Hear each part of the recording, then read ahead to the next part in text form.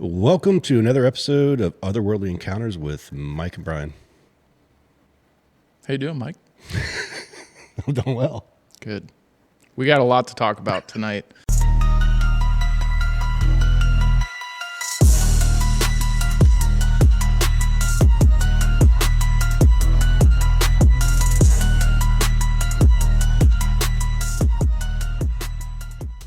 It's been a big week in the news. We're going to focus on a story that came out today on News Nation, Jake Barber, but there's a lot of elements that really loop all together, and it's just an exciting time in the UFO community right now. Yeah, I mean, Jake Barber's resume is pretty impressive. He's an aerospace mechanic turned combat controller in the Air Force and special operations. So, I mean, he's been at the heart of some of the most secretive and high stakes military operations. Yeah, and now he's stepping out to make some claims about what he's personally participated in, and then things we've already heard about, like reverse engineering of some of these craft. Yeah, so grab a drink, settle in, and let's unpack Jake Barber's story and what it means for humanity. All right, Brian, so what are we drinking tonight? We got a pretty full slate tonight, so this might be like a 2-beer. We do. That's why I stuck the cooler right next to me, so I'm prepared. I just made an Instagram post right before we started. You're drinking the result of that post, which is Elvis juice, our friend's brew dog here locally in Columbus. And then I'm doing a little overseas endeavor tonight, drinking some Sapporo. And that's a good beer, actually. It is a good beer. Underrated. Absolutely underrated. For all of you have never tried it, highly recommend it. All right. So tonight we're talking about Jake Barber. And I want to spend a little bit of time talking about who this guy is first, because he was basically an aerospace mechanic working on cutting edge kind of military aircraft. And that's really where all of this starts. Yeah, and then it's pretty fascinating the way his military career went, right? So he was a airplane mechanic or whatever in the Air Force, and then he got recruited into Air Force Special Operations, which I believe that's probably like the PJs, as a combat controller, and then one of his most demanding roles in the military. And then these are guys who direct airstrikes and coordinate air-ground operations, often behind enemy lines. Yeah, which is pretty cool. And then after that, he becomes a helicopter pilot, kind of operating in high stakes environments. This is a dude with kind of like deep technical knowledge and a lot of firsthand experience. And so stepping forward, I think, is pretty meaningful coming from him. Yeah, I mean, just his background in general, to me, gives Barber a lot of credibility. His credibility is hard to ignore, right? I mean, you're one of the elite in the military, obviously, or, intellectually very smart, and he's just not some random dude off the street. So he's been in the trenches, he's been working, he's been flying advanced aircraft, and now he's coming forward with these claims that could really shake the foundations of what we know today as UAP, UFO, are we alone, are we not alone type. Yeah, and so here's the thing, and this is why the subject matter drives you so crazy. This isn't the first time we've heard claims like this, right? We had the congressional testimony with Fravor and Graves, and hey, we saw this stuff, and it's like you and I always talked about, though, like, how do you corroborate this? Is there video? Is there some kind of sensory data? Is it just your story, and we have to try to decipher whether we want to believe you or not? And so I think that's why going through his background, is so important for somebody like this, especially if you're going to the length to talk about recovery efforts under a classified program that you've been a part of. Yeah, and if I remember correctly, he was military, but he was also a contractor. And that's where shit got weird. Today is January 19th, and literally this morning, this News Nation interview came out. Mm-hmm. This has been talked about on social media quite a bit as of late. There's a video that we're going to pull up and play for you all to show you some of the context about what is being talked about. But it's kind of fun doing a podcast on the day that something really important came out amongst other really interesting information coming out right now too. So it feels like, and maybe this is just a feeling, but it feels like we're starting to clarify the picture maybe of somewhat what's going on, and is disclosure really happening, and is this a component of it? And I don't think that, he would have came forward if it hadn't have been for like the Fravor the Graves and all those, in the past year that have come out, speaking, of UAPs, UFO type things. So, I appreciate him having the courage to come out and start talking about this stuff because, anything could happen. And even in the documentary, it was just like, you could be murdered. And he's like, yes. Yeah. So yeah, it's one of those things, man, that if the government really doesn't want you to talk about it. Well, so this News Nation interview that they did, it's interesting. So last fall, Jacob went and met with what's soon to be our new Secretary of State, Marco Rubio, to go through some of the things that have happened to him. So this isn't somebody that came out last week and said, I want to be at the front of the news. This is, I think, some structured reveal of what's going on and what he was a part of, and some of what he can talk about. And he's even kind of alludes to what he can't talk about. But let's get into the really fascinating part. So, and we've got some video for this too. Jacob claims to have recovered craft. So he's a helicopter pilot, and his role is to go in, and he doesn't get information. It's just go pick up object A and take it to location B. Mm-hmm. And he goes and picks up this, what he describes as an egg. Mm-hmm. And he's he describes it being like 150 to 200 feet away from this thing. I think it was more like 150 because it's tethered to the bottom of the aircraft, so it can't be too long. No rivets, no visible means of propulsion. It just literally, he described it as an egg, and it was like a white metallic, kind of like in hearing him describe it, like what I would think of as like pearl paint on something. Yeah, I mean, and the cool thing is the video that we're getting ready to show, I mean, I would say this is probably one of the clearest videos that we have of, a UAP. It's not fuzzy. It's not, now it is in night vision, right? So, but you can clearly see what the shape is and how he would consider it an egg.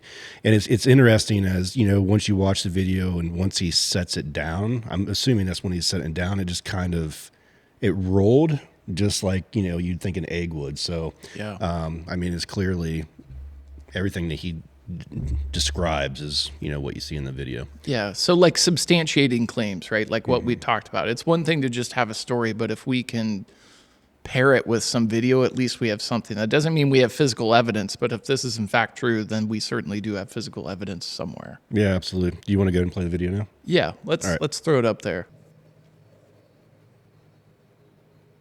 I mean, that's pretty clear video right there.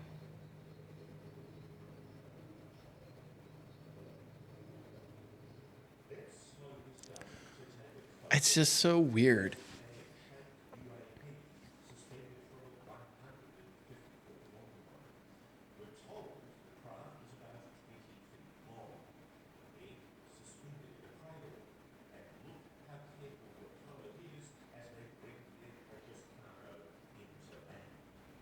So what I find crazy about this video is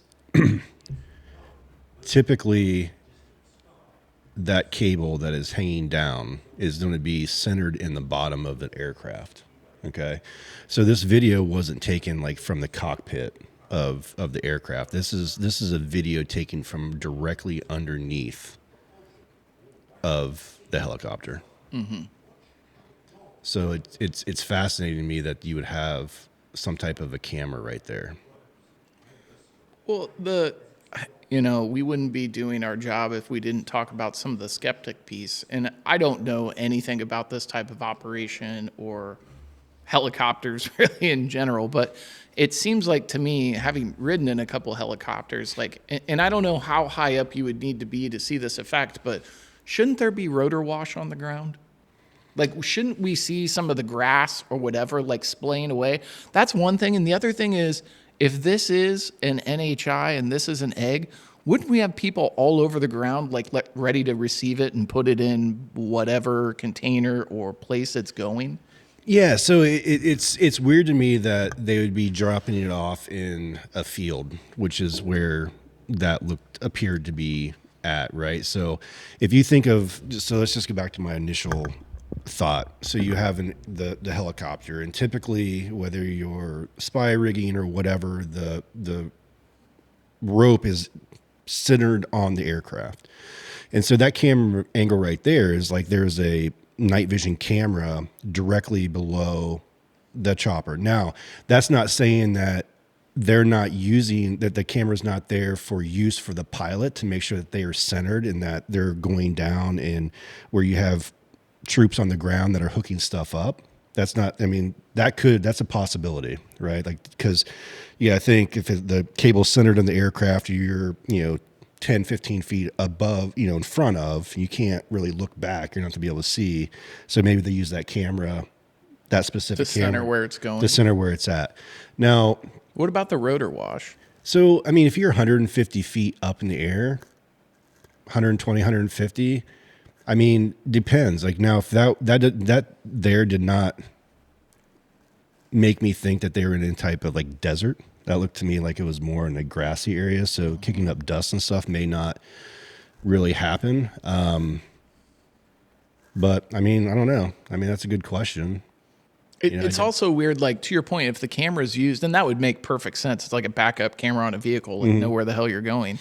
Why would you just set this thing on the ground? Like, why wouldn't it go in the bed of a flatbed to go wherever? Yeah, and that was my next thing that I was going to bring up is, you move it from point A to point B. So say you moved it from a field to another field. Why? Like, why are you just dropping it off? I mean, is a forklift getting ready to go pick that bitch up and put it in the back of a truck? Like that to me doesn't make any sense. So I follow you on that. Yeah.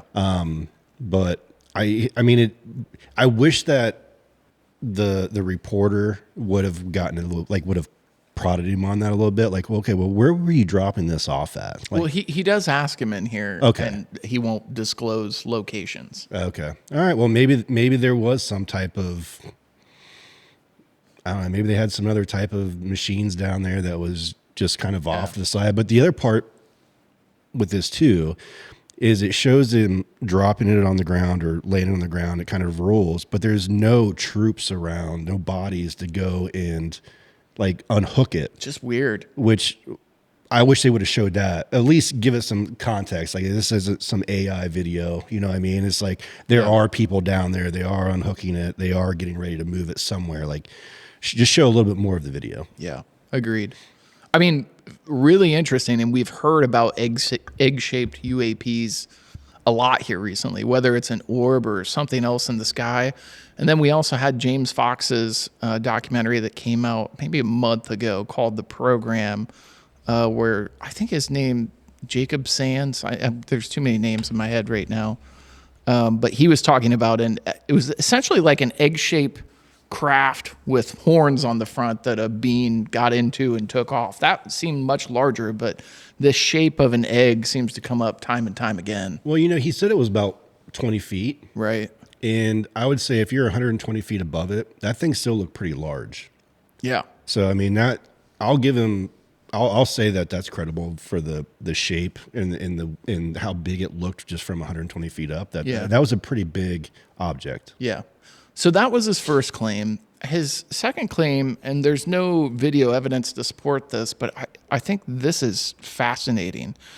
He claims to have been involved not just in this egg recovery, but several other recoveries. But one of the more notable recoveries he was a part of was recovery of a disc. And he had a name for it, but it was like a hexagonal markings on the top.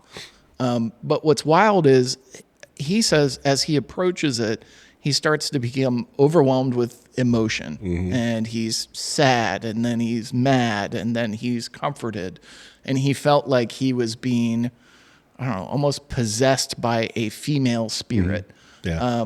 And that it was incredibly emotionally distressing to him to pick up that particular craft. Which is super crazy because he's 120 feet in the air and he's feeling that these emotions. But if I remember correctly, he said he was starting to feel those as he got closer. Right. Which I don't know like what close means to him. Was he like a mile out? Was he 500 yards away from it? Before he started feeling those emotions. But it was interesting that he felt that it was like a female. I don't know. Being, some sort. But the private contractors and they avoid like government, congressional oversight, right? So it's not like the military has, the Congress, Senate, whatever would have some type of oversight over that. But when you start getting into contractors, hence why you brought it up before, like Skunk Works and all those other different companies that deal with military weapons systems and planes and all that. Nobody knows anything about it because there's no congressional oversight on that. So, and imagine being this dude and coming forward with this claim, like you've had a really good career, and now you're doing this weird ass shit. I'm sure you can't talk about it. But for you and I who delve into this subject a lot, I can't help but think back to Christopher Bledsoe and what he claims to be his connection with Hathor, who is this female presence that he interacts with and is continually seeing orbs. And we've heard talked about, especially in social media recently, that these craft aren't necessarily like a mechanical device like what we would think of as a car, but these non-human intelligences may take the form of a craft, but actually have a consciousness associated with it. And via telekinesis, you're connecting with it, whether willfully or not. And in the case of this guy, he wasn't willfully trying to, but it feels like it was connecting with him. Right. Yeah. And I mean, what really stood out to me with this is just the assertion that some of these craft displayed technology that defined known physics. And I know we've had the conversation before. It was like, well, it defies physics. Well, how do we know it defies physics? Have we really got to a point, like, are we at a stalemate with physics? Like we don't know any further, or is there more stuff that physics can do? But it was like self-healing materials and propulsion systems with no visible means of thrust, which if you go back to the Tic Tac, if you go back to other ones, there was no visible propulsion systems on those as well. So it all just kind of fits together. And one of the claims he makes in this documentary, and it actually corroborates really well with something that came up on Skinwalker Ranch, the show that's on Discovery or whatever it is. We've heard about these vehicles that can go from air into water seamlessly and then back into air. But he made the claim that, no, he's seen these actually go through physical objects, go through a mesa. And on the Skinwalker Ranch show, you see an orb come down, go into the top of a mesa, down, and then out the side of the mesa. Like physical, solid objects. Right. That's a new one for me. But see, that's the thing, dude. Are we considering it an orb, which is just kind of like a ball of light? Is an orb a UAP? Is it a physical object, or is it just light? Like when you think of the Skinwalker Ranch, was it? I mean, they're describing it as an orb, right? It's like, so that's where, for me, it gets weird. Yeah, and I think and it's probably a good use of the actual term they're using now, anomalous or unknown anomalous phenomena. It's no longer just unidentified flying object because these things are multimodal. But the idea of going through solid objects at will is bizarre. Yeah, it's like being a ghost. Yes. Yeah. Actually, that's a pretty good way of putting it. Yeah. I mean, I think it'd be pretty sweet if you just walk through shit. Like, who wants to stop and open a door when your hands are full? Right. Right. Yeah. That'd be pretty badass. Yeah. Yeah. So, I mean, let's say Barber's claims are true, right? Like, what kind of technology are we talking about here? I don't think we can even comprehend what it is, honestly. Yeah. I think this is like, and it's fun to play the game of now versus in the future with tech. And if we're talking AI and if we're warping space-time, are we talking about something that's really of physical nature or more of like metaphysical nature? Yeah, I mean, all this, this could be like science fiction. Like, this is something that you can just throw on your TV and just watch an alien Space Invaders movie. Yeah. Legit. Well, and we haven't even got into the psychic piece of this too. I know that's what makes it weird. The back end of this. That's what makes this really freaky for me. Well, let's just go ahead and talk about it. We already teed it up. So, so he works for a contractor. Then he starts his own thing called the Skywatcher team, and he links up with what they call psionics, which are basically people with psychic powers. You know, we've talked to a few psychic mediums, and I think it's fair to say both of us went in like, sorry, this is fucking bullshit. As two dudes drinking beer in a garage, like, I can see some fantastical stuff, but there's some things that I just flat out don't believe. And I can honestly say now that's no longer who I am, because there have been things I've been told that no one would know, and there's no way anyone would know. Right. So there's something more out there. I'm not entirely sure what it is, but I digress.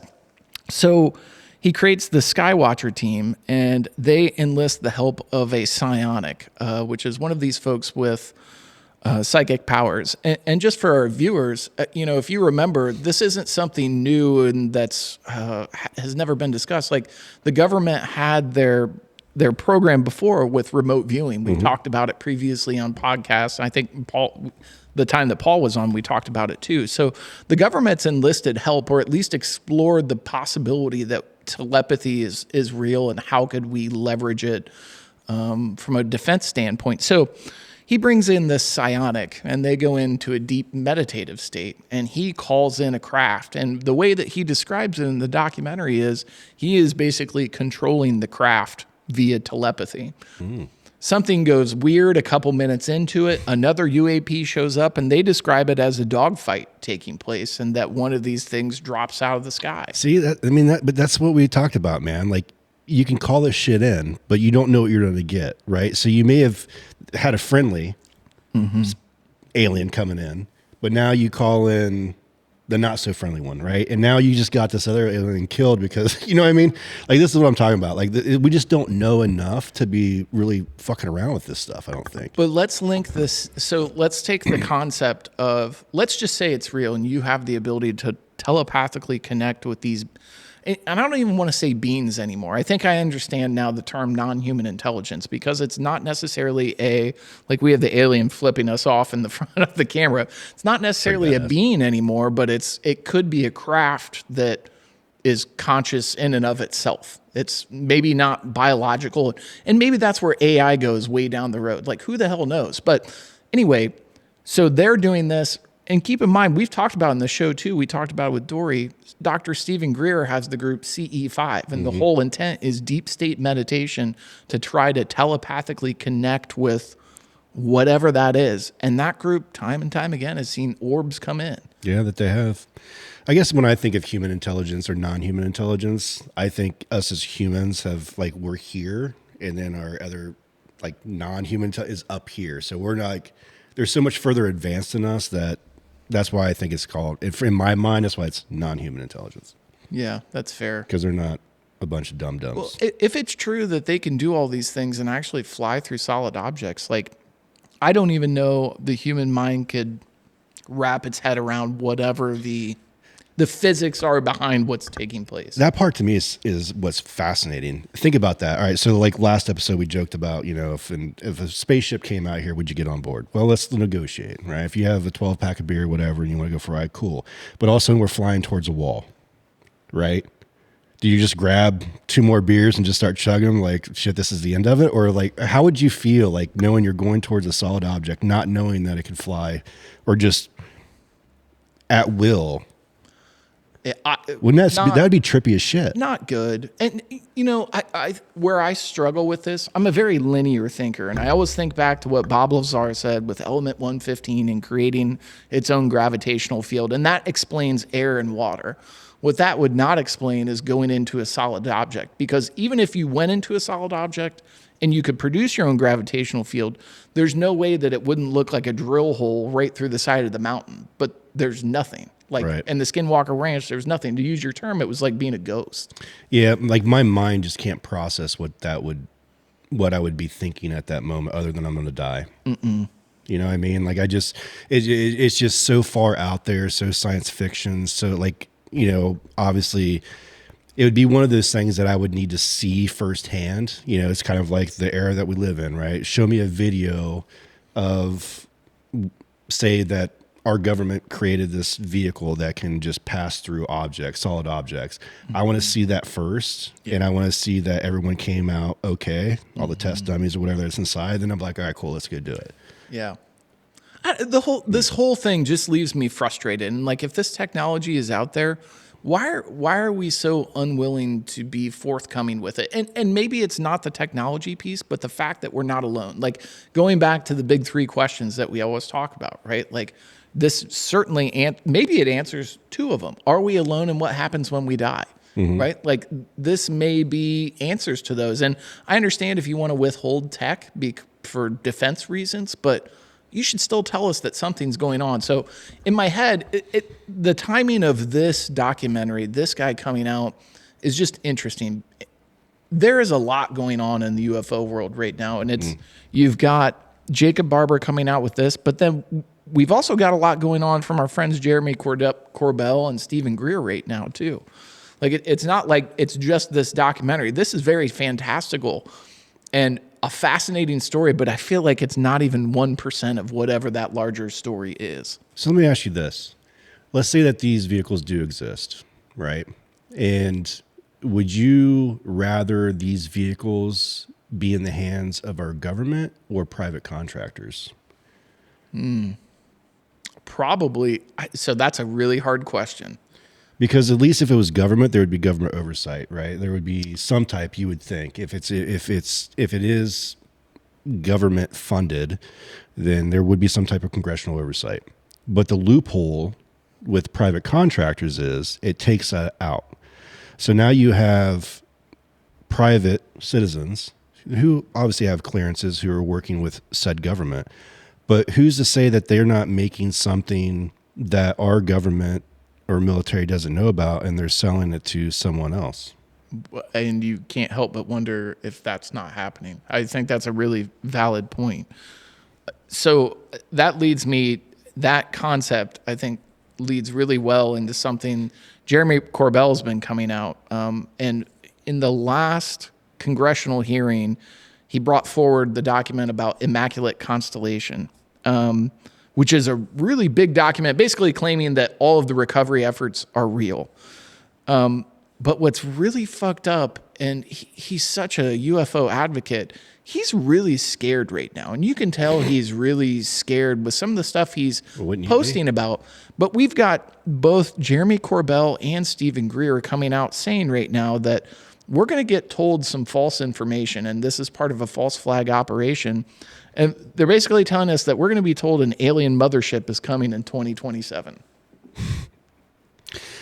Again, the government's really big on disinformation, but they're one of the biggest distributers of disinformation, right? Because they speak out of both sides of their mouth. But anyhow, that's a different topic. But of course, they're going to try to steer us down one lane when we want to go down another one, right? It's because it's taking us away from one, them having to explain shit to us, right? And two, it's taking us down like, oh, well, we told you that this shit was fake. You know what I mean? Yeah. So it's just mind games. It's weird to me that Corbell said this, and then Stephen Greer, who I honestly think he's a monetizer. He's done a bunch of documentaries, and he just started a podcast. It was January 15th, so like 4 days ago. But basically the point of his podcast is disclosures coming, and within the next like 2 weeks, we're going to hear from inside people that are working on this of what's actually going on. But both are claiming the same thing, that whatever this is, some of it's real and some of it's going to be this false flag information. But I don't understand the purpose of why that would be pushed forward. This is almost one of those scenarios, where you've got, you can save 5 people or you can save 1 person, right? Where you have a dilemma, like the ethics behind it. So what is the ethics of hiding such monumental discoveries from the public, right? Like, are they trying to save mental acuity of the masses, or are they just trying to preserve their own Or they're trying to preserve economics. If free energy is real and a part of these craft, you shut down the entire oil and gas industry, which is a shit ton of industry and jobs. Which very well could be. I mean, there's got to be a method to their madness. There's got to be other underlying reasons on why they're not disclosing this stuff. Yeah. And to your point, yeah, you're right. Knock out fossil fuels. Everybody has free energy. Everybody has free internet. Everybody has it. Like, you're killing. Yeah, a lot of people are going to be without jobs really fast. Yeah, absolutely. And then you don't have, all these big companies that are dictating policy. Mm-hmm. You know what I mean? So, yeah, I mean, there's a lot of different reasons why, but at some point, I feel it's going to come to a head, and then they're going to have decisions to make. It's either you can continue to cover up and say, there's nothing there, but the public eventually is going to get wise to that, and then you're going to have anarchy. Yeah. Right? So you're going to have to balance the two. Yeah. But the other piece with Jacob Barber, post UAP retrieval pieces too, that he talks about in this documentary, and they pull in Dr. Gary Nolan, who's becoming a foremost figure in all of this, is they were recovering what they called mystery boxes of high value targets. And one of these events, him and his crew experienced significant physical illness from, where they lost all of the hair on their body, and then his skin literally peeled off from his arms, and he developed a heart murmur. Yeah, he said his skin was coming off kind of like a really, really bad sunburn. It was just kind of like peeling, which is nasty to think about. Yeah, but that wasn't even from a UFO. He literally was hauling a box of unknown material. And he said in the documentary, like, if it was hazmat or, some kind of radiological item, like, there's personal protective equipment and shielding that could be put in place to prevent an issue with him. And that's what leads him to believe that this was another non-human intelligence carry mission of some sort. But see, here's where we get into that question again. If we tell you to, here's your PPE, right? And this is for radiation. This is for whatever. That's going to give you insight to what you are hauling. Mm-hmm. But if we don't tell you shit, you're just left to your own imagination. We just let you die. And if something, well, think about it, dude. Like, how many people have just disappeared over the years just talking about this shit? Well, and that's, that's it would why not surprise me one bit. That's why Bob Lazar says he did the documentary. He was worried he was going to disappear, so he wanted the story out there to kind of testify against. And this guy's kind of saying the same thing. And, is that why he went and met with Marco Rubio last fall? I don't know. Dude, I can see, I'll tell you what, if I was in their position and I had this insider knowledge and I wanted to make it go public, I'd be going to any type of congressional person I could to get it out, because we all know people just disappear, and you're less likely to disappear if you start getting in front of a lot of these high level people. Mm-hmm. Because then it'd be like, well, he went and he testified to, Congress about this stuff, and all of a sudden he just died a mysterious death. Everybody's going to say bullshit. Yeah. I don't know. When you look at the breadth of what's going on right now, so you've got Jacob Barber's story that we're talking about today. You've got Corbell and Greer coming out with kind of these stories. We still don't have resolution on the New Jersey drone situation. We spent a shit ton of time and money looking into it. No one said shit about shit. And we're not. We're not going to... Dude, it's going to be months to years before we hear shit about that. Yeah. Actual truth. Like, there's going to have to be another whistleblower that's going to come out and be like, no, that was part of a project. Black Ops project. I was part of it. I was on the craft, or here's photos close up to it, yada, yada, yada, before anything even remotely comes close. It just feels like, and it's funny, even since we started doing this podcast, now granted, we do talk about it weekly now, so it's more top of mind than ever before, but these last couple weeks, it just feels like somebody's pushed the snowball from the top of the mountain. And as the thing's rolling down the hill, it's just getting bigger and bigger and bigger. And the volume of evidence out there just is growing. And some of it's easy to poke holes in. Like, you and I poked holes in the egg video tonight. Like, why is there not rotor wash? Why is there not people on the ground? Why is it being loaded onto the ground? And I don't know, maybe they're picking the thing up, but it looked like he was setting it down. Now, I will say that at night in night vision, when you have aircraft, you will see, like when the rotors are spinning, you will see kind of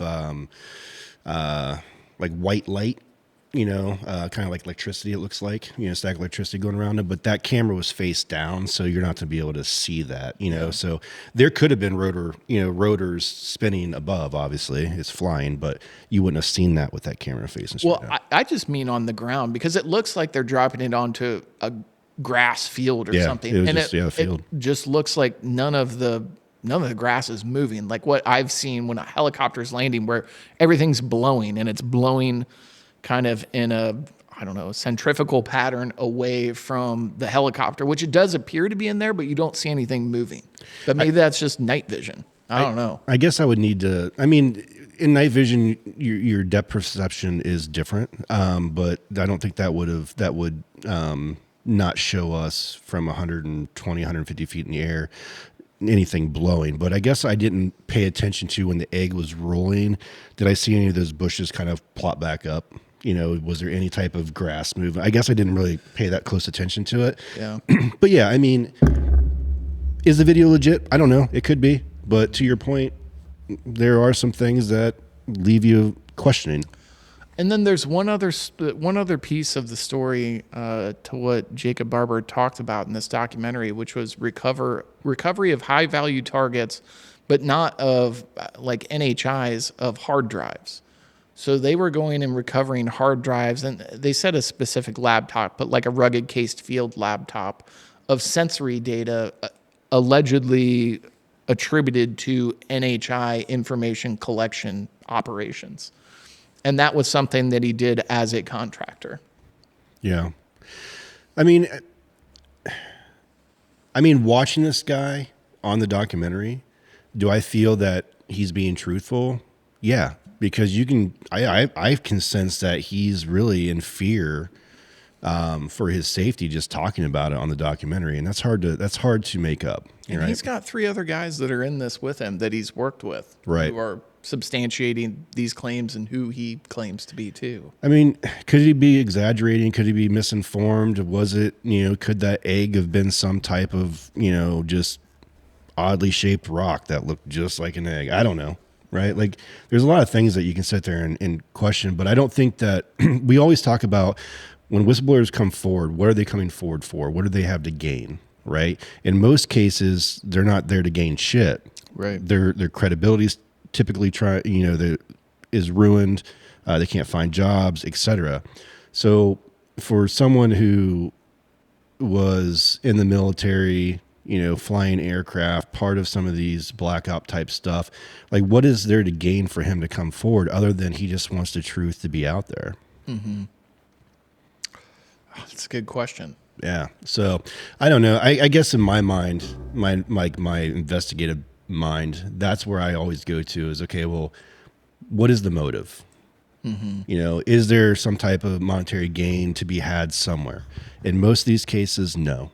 Yeah, and I think skepticism is healthy, but we want to make sure that we're not dismissing credible whistleblowers because of it's always easy to be skeptic up front because this is a fantastical claim. Like, it's easy to say this guy's bullshit, but again, when you look at the breadth of evidence, I don't want to write him off because it's a very brave move coming out if this is in fact true and you are suffering health effects. And according to Gary Nolan, who's assessed him, he is. And some of these are pretty traumatic. Yeah. I personally don't think it's bullshit. I think what he's saying is truthful. I wish that video, though, was a little bit more detailed. I wish they would have had bodies on the ground, unhooking it, whatever. But maybe that was part of the play. Maybe their orders was pick up from point A, drop off at point B. He releases the cable from the bottom of his chopper and do your job, and you're out. And then, 10 minutes later, another crew shows up with heavy equipment or whatever they need, and they pick the shit up and take off. I don't know. Right. There's any of that stuff could be possible. It's all plausible. But I don't know. I don't discredit the guy. I think, if he's willing to come forward, and it takes big balls to do that, especially on a national level. Because didn't he appear in front of Congress, or he was going to appear in front of Congress? No, he's not done anything with Congress I'm aware of outside of meeting with Marco Rubio last year. Well, it'd be interesting to find out if he does any type of congressional testimony in this next administration. Well, and it's interesting. Is this one of the guys that Stephen Greer is alluding to, these kind of black ops folks that are coming forward with testimonies that he claims is happening? And he's putting his reputation on the line, because if it doesn't happen, then we discredit everything we've heard from Stephen Greer. So he's got a lot riding on the line.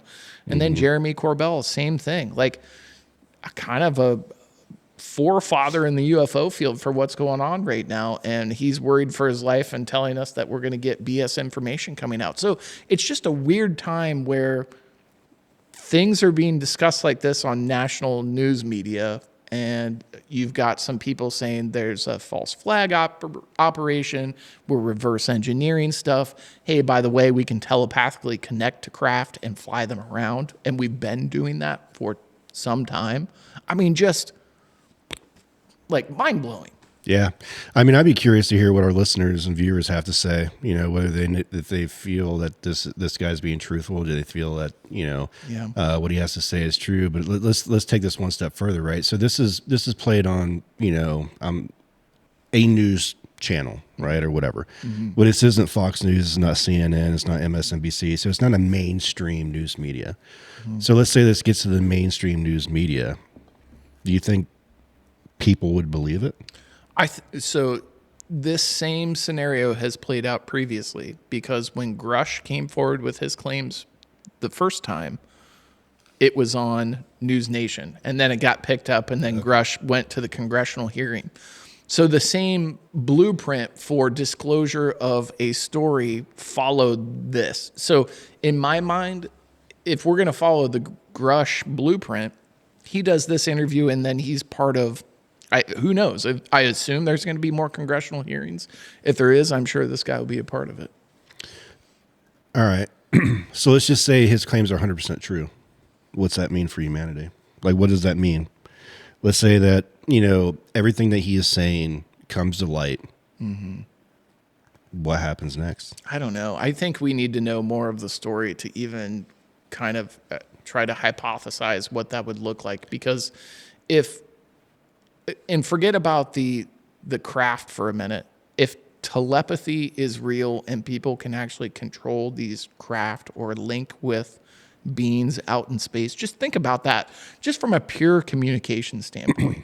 If we got to a point, or we were educated or taught how to do that, however these psionic folks are doing this stuff, what if they could sit down and say, hey, Mike, I can teach you how to communicate with extraterrestrial beings. And by the way, if you want to reach out to Brian to come over and drink a beer, you don't have to text him. You can just mentally shoot him a note.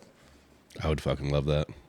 It would kill all type of cell phone, like Verizon, all that. Again, economy. Like if we could learn how to communicate telepathically with each other, why would we need a phone? I don't know. You literally could call anybody in the world that you wanted to. Yeah, I don't know. And just have a conversation with them. I think when we hypothesize about why this is being covered up, like I've had some really scary thoughts run through my head. Like, what if these are, I don't know, beings that want to try to take over the planet? But then you kind of push that away. Like, if they've been here forever, they could have done it whenever they wanted. Why wait so long? Right.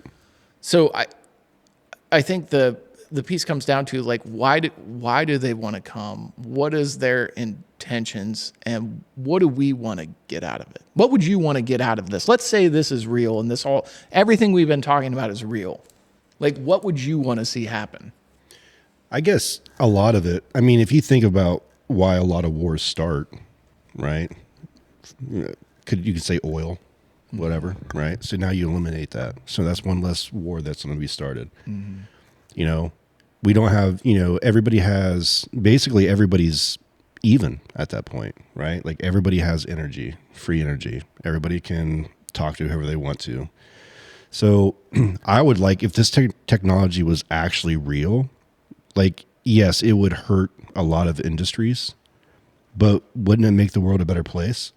So isn't that maybe why we're starting to see more of this? Because, like, Dory said, the earth has moved into the fourth density, which is healing, which is helping, which is, all that, social justice stuff. Mm-hmm. So maybe that's why they're starting to come in to provide us with clean energies, so we're not nuking each other.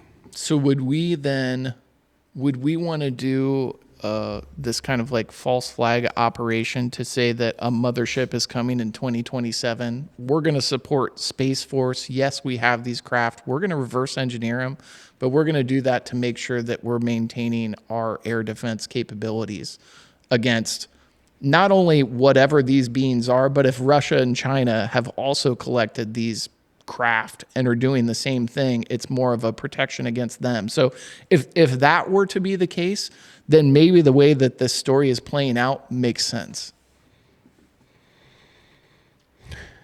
I don't know, man. It's weird. It's a weird thought to think about. It really is. It really is. I don't know. I just think that, anytime that you can eliminate anything from the government, it's better for the population. Yeah. You know what I mean? So less control means less power, and the power goes back to the people. So I don't know. I just think that it would be some of these technologies that may be out there that we're holding, just like, element 115, that could potentially provide enough power for the entire world. Basically you're just saving industries. You're saving, tax, money for, whatever. I don't know.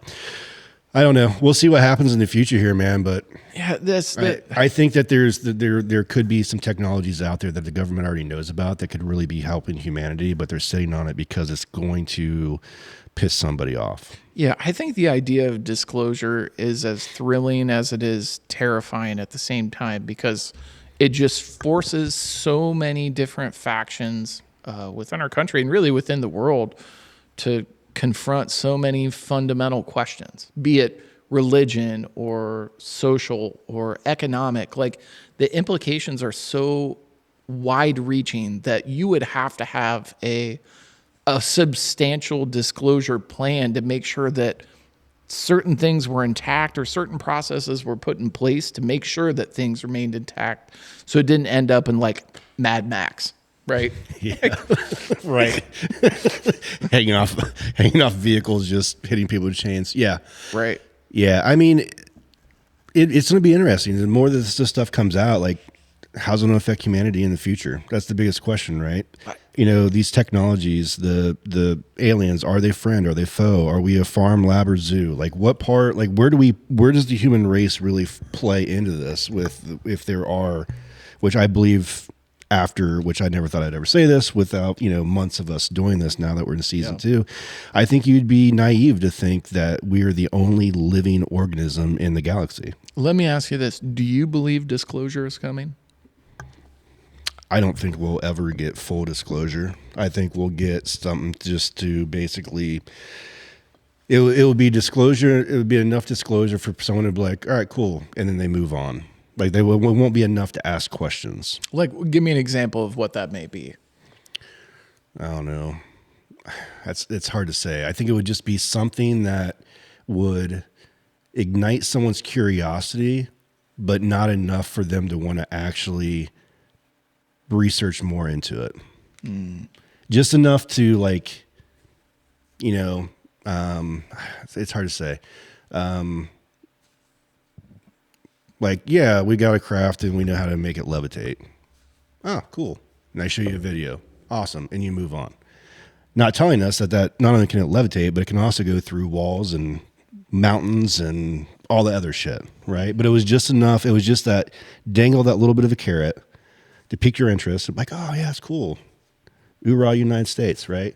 And then completely forget about all the other shit that it's capable of. Yeah.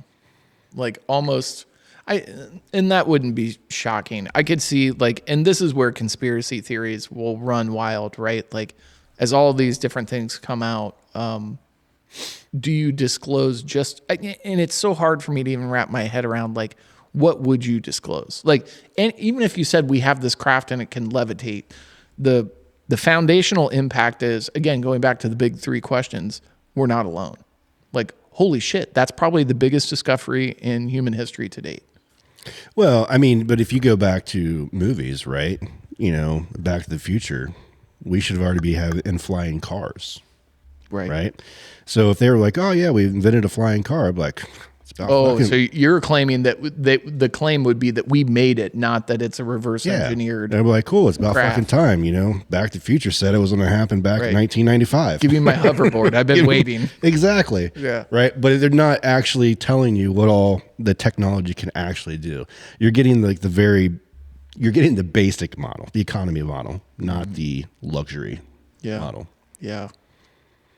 It's just like they just released someone who just was able to, what is like a hydrogen driven vehicle motor or whatever. Yeah. Well, those have been around for a little while. Yeah, but the first person invented it wasn't around for a long time. No, they got knocked off fast. Fucking exactly. So I'm surprised that this thing's actually think if you're fucking Elon Musk and you've invested all this money into SpaceX and your fancy rockets, and it's all for naught because here's this craft that can do it based on free energy and be to Mars like instantaneously. How do you know he doesn't already have that? Well, I feel like he would have deployed the technology for use in SpaceX. Why would you waste your time and efforts and money on these Falcon 9 rockets taking stuff up to the ISS and back if it wasn't for his long-term game plan of getting to Mars? I don't know. I don't know either. I bet you they were already working on something. Maybe. Well, and who's to say that they're not a government contractor, not different from like a Lockheed Martin Skunk Works? Oh, they are because of the technology and stuff that they're working on. Yeah, they're definitely. So maybe that'll be the cue if SpaceX comes out with this wild new propulsion technology that came out of left field. We're like, oh, we've been working on this for years. Right.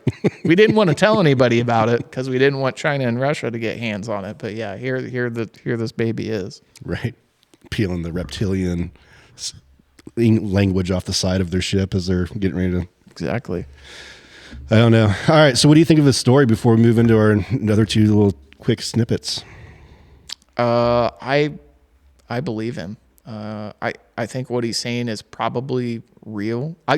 It's hard for me to negate this subject because it's not the first time that we've talked about reverse engineering and UFO recovery efforts. So this is just a frontline, boots on the ground worker that dealt with it, that's coming forward, that seems both fearful for his well-being, but also his health based on the things he's encountered.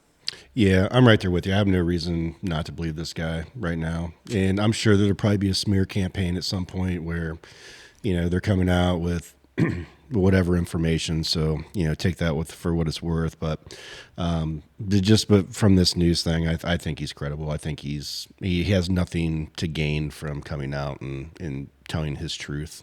Well, there's probably going to be some monetization from this. I'm sure he was paid something to be on this. Would it be enough to put yourself out there? I don't know. I don't think I would want to do it. I get why people wouldn't come forward. I don't know that I would, to be perfectly honest with you. If I was this guy, there ain't no way in hell he's making enough money from this one little episode to sustain life. That'd be a good Google search. Would this guy get paid? Although it just came out today, so I don't even know if we know, but that'd be an interesting one. It'd be interesting to see what Grush got paid, if anything, from doing his News Nation interview.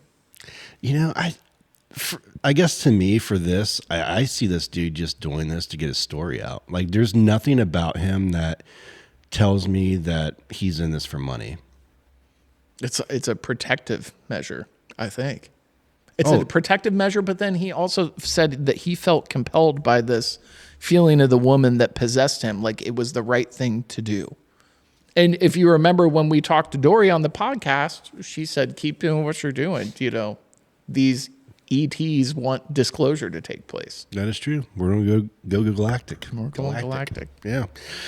I don't know, man. I think it fits with a lot of the stuff that was going on. Dory brought up in our conversation with her. Same with Gregory. I think, over the past year, a lot of the stuff that he has mentioned, we've had little snippets of, but not a lot of information that we've discussed. Mm-hmm. And now it's, coming full circle here. Yeah. So I don't know. I think the dude's legit, prove me wrong. Yeah. Agreed. Well, prove me right first and then bring in the naysayers to prove it wrong. Yeah. I mean, well, right now I think we're right. I think he's legit. He's got video, and I think there are other things, and he alluded to having other things that he's unable to share at this point because he's now working with some governmental groups based on his time as a contractor. And maybe that video that he showed, maybe there's more to it, and that's the part he can't show us. Well, and we know, talking about prior videos too, with like Fravor, right? Like we didn't get to see the situational awareness screen with all the other crafts. Right. We know those things are out there and just not shared. But again, it goes to that root question of why. Right. Why are you withholding this? Yeah. And I believe he even said that like there's even some of the information that they have or have obtained, like the presidents themselves have not even been authorized or even been provided this information. Mm-hmm. So that just leads you down like the deep state rabbit hole, right? Like who's actually running the government if the president isn't even allowed to know certain information? But I think in plain devil's advocate here, if I have this super deep state program and everything we've talked about is real, would I really want to bring up to speed a president that'll be in office for 4 years on what we've done, where we're going, and what we need him to do for us? Or do I just keep him out of the loop and collect my $32,000 toilets to make sure my funding exists and keep it under the radar and keep working towards my common goal to kill the minutia? But think about that. That's scary, right? It is scary. So regardless of he or she who's in the office, whether it's for 4 years or 8 years, if you're part of some type of government black op program, right, deep state program, mm-hmm. it makes you ask yourself, who is truly running the government? Is the president just a figurehead at this point? I think so. It's Joe Schmo who hasn't been elected to office. He or she's just been sitting there for years, just collecting taxpayer dollars, and there's no oversight, and they basically dictate how the world runs. I don't think for everything, but I really believe that that's probably factual, but you have to take it within context. If we're talking non-human intelligence and reverse engineering of UFOs, I doubt that they have awareness. We're not talking about Navy defense budgets and how many ships we need in the Navy and what's the next iteration of warship to compete with Russia and China. We're talking about something that's so fantastical we can't even wrap our head around it yet. So why involve these super high-level figureheads and potentially instate panic in humanity over this concept that, hey, we're not alone? I don't know. I don't know either. It's a lot of great questions to ask. It's a hell of a fun time to talk about. I know that. Hell yeah. I think this is the first time I think we've actually been ahead of something. Yeah. Well, it just came out today. I mean, it helped that we were going to record tonight, and it came out this morning. So it kind of took over because we were just going to talk about Corbell and the Stephen Greer podcast, which are both really interesting. For our listeners, if you haven't checked it out, Corbell's got a series. It's on Tubi, which is like the free app, and it's called UFO Revolution. And then Dr. Stephen Greer has his podcast that started on the 15th, just a few days ago. And that's available. I think that's on almost all podcast platforms. But his whole podcast is geared towards disclosure. So there's just a lot going on right now. There really is. And really the most important thing going on is tomorrow. Yeah, we got a national championship college football game. So to all you Notre Dame fans, I wish you guys the best of luck. But to all of our Buckeye fans, the best luck. The best luck. Yeah, fair. So we're drinking, you and I are drinking Natty Light tomorrow night. Why? Natty Light goes with the Natty. We're playing in the Natty, bro. So we're nattying it up. The word on the street is that the Bengals are going to peel away Al Golden, who's Notre Dame's defensive coordinator, to come and be our next defensive coordinator. I'm just saying that just because I'm pretty sure Notre Dame plays man-to-man, and I'm pretty sure Jeremiah Smith is going to tear up whoever he goes up against. Same with Ibuka, but we'll find out, I guess. Yeah, I don't even want to talk about the Browns, but we'll keep moving on. We don't have enough disk space to talk about I don't think we have enough beers. We do not. Yeah. We definitely do not. Yeah. All right. So if you like this episode, please leave your comments, share, subscribe. We're still waiting for some, listener tales, like personal experiences. We have had some, our chat's been pretty lively lately. Yeah. We've had a lot of people The cold episode is struck some people's attention. commenting and giving some feedback, which we appreciate. We try to engage with everyone that leaves a note. So, because the one comment was her friend actually believes Mother of God stuff. So I'm waiting to get her to respond back and give us some more information on that. That'd be pretty enlightening. I'm looking forward to that. yeah, be entertaining. It will be. We'll see. Well, we've talked a lot about psionics, so I think it's super important as we always close out these episodes. Definitely keep your mind open.